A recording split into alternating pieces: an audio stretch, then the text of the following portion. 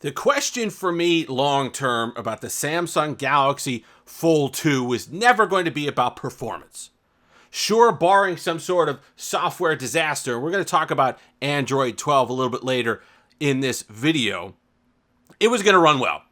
Flagship specs when it came out at the end of 2020, 18 months ago, and we know when these phones come out now with those kind of specs in them, they're overpowered as it is. It's going to run fine for years to come. To me, the issue was going to be durability, because while the Fold 1 was technically the first of these devices to go out into the wild, this is the one that was really meant for mass consumer adoption. This is the one that was going to go out into the most hands, and it was going to see if the extra investment that Samsung put into making this device considerably more robust than the Fold 1 was going to pay dividends. If there was going to be, because if you remember, the initial review units that went out for the Fold 1 didn't last a week before they started breaking left and right and the screen started having issues. So I want to talk about it from a perspective of after that initial period wears off, where we were all scared about these devices. It was the height of the pandemic. I remember people were afraid to take this phone outside at first, and that's why I'm going to talk about why I usually take cases off for videos, but I'm leaving the Spigen Thin Fit on here to show you this is the way I carry it.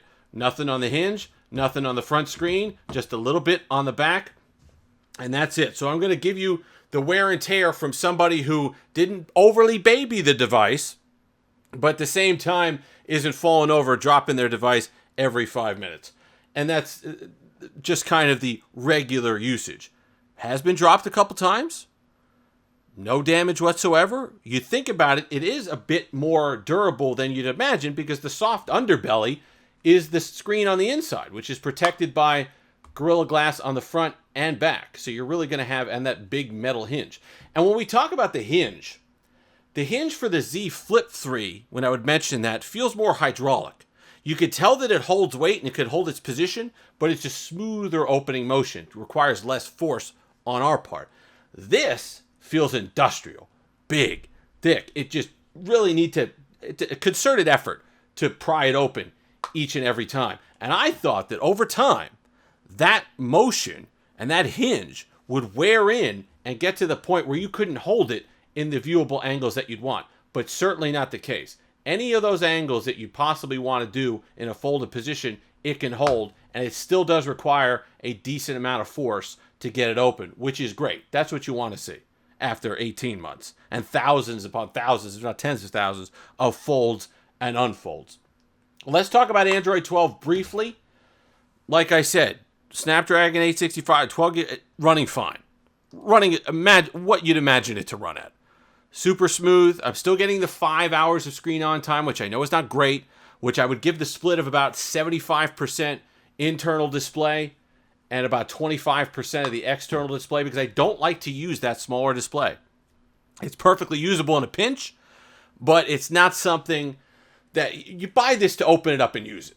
Okay, I understand it's annoying. Sometimes you have to use it two-handed or whatever it is, but you buy this to go ahead and use the bigger display. And the reason why I think the durability of these long-term is important is because with the rumors that we talked about, if they're not going to step up big on the Fold 4 and give us a big router display or something enticing, and something a little bit more than just a pen in the device, this becomes an attractive option. The Fold 3 becomes an attractive option. So it's nice to know that these screens, because that the difference to me is the ultra thin glass that they put underneath. The Fold 1, and when you touch it, you could feel it. It was like putty. And those screens really didn't give you the confidence that you'd need long term that they were going to hold their shape and form. But the ultra thin glass and the extra superstructure that they gave it really helps out because you could really push into this and don't feel a lot of give in the screen, and it's held up really well. And I've kept the screen protector on it, and yeah, it gets a little dirty. Yeah, it's annoying. But other than that, I've not been bothered by it. I really like it. I feel that the structure is firm enough when you're pushing down on it that you don't really notice anything as far as the protective layer there. I know it bothers a lot of people on the finger, but I don't really notice it that much, especially when the performance is that good. And we talked about the S22 Ultra recently and how nice that was to use and how it kind of reinvigorated me a little bit when it came to slab phones and glass sandwich devices. But then you get to this and you're using it and you're like, oh, okay, a little bulky, all the rest of it. But then you open it up, start using content on this, start looking at Twitter, start looking at it, like, oh yeah, that's it. That's the stuff.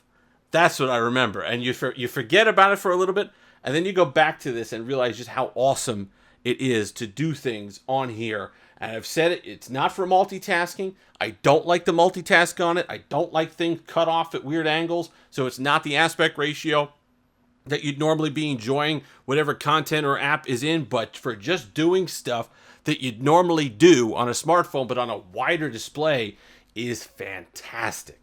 Scrolling Twitter, websites, anything. It's just such a great experience to see things and content on the wider display, especially with websites.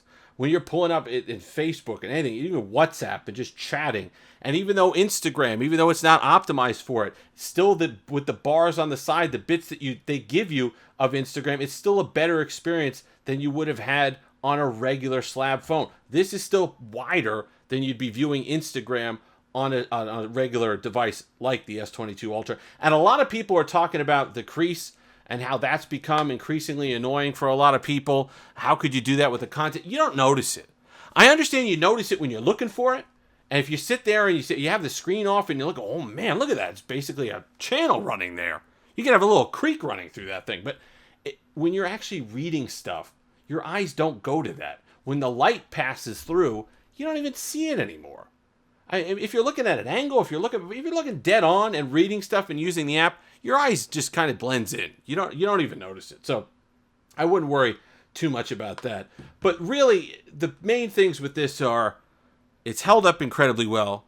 That's impressive in itself. If you had told me that 18 months later, this would feel and react, especially with the hinge on the opening mechanism and closing, like it did day one, I would say, yeah, you know what? I'm a little skeptical of that. I would have to see that to believe it. But if you've been on the fence about folding technology on these phones because you were waiting for the technology to be a bit more proven and see if it could last the long haul for that kind of money, this one certainly does.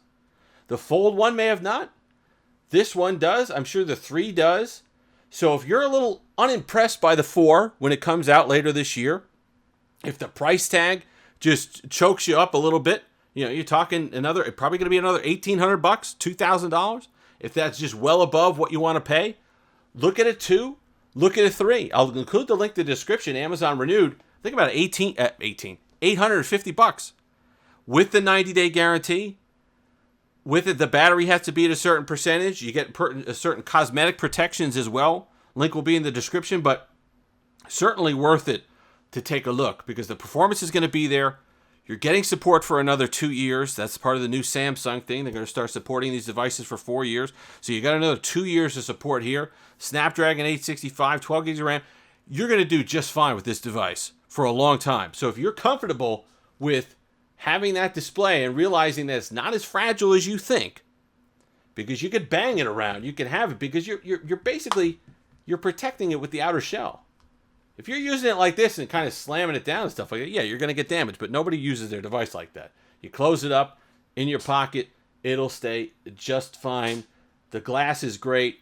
The structure is great. I think you're going to have a fantastic device on your hands if you go ahead and get one. That was Gene sneezing in the background. Everyone say hi to Gene real quick, our cat. I'll put up a picture there. Gene always likes to help out with the videos. If you've made it this far, like, comment, subscribe, all that fun stuff. Long Island Watch, longislandwatch.com.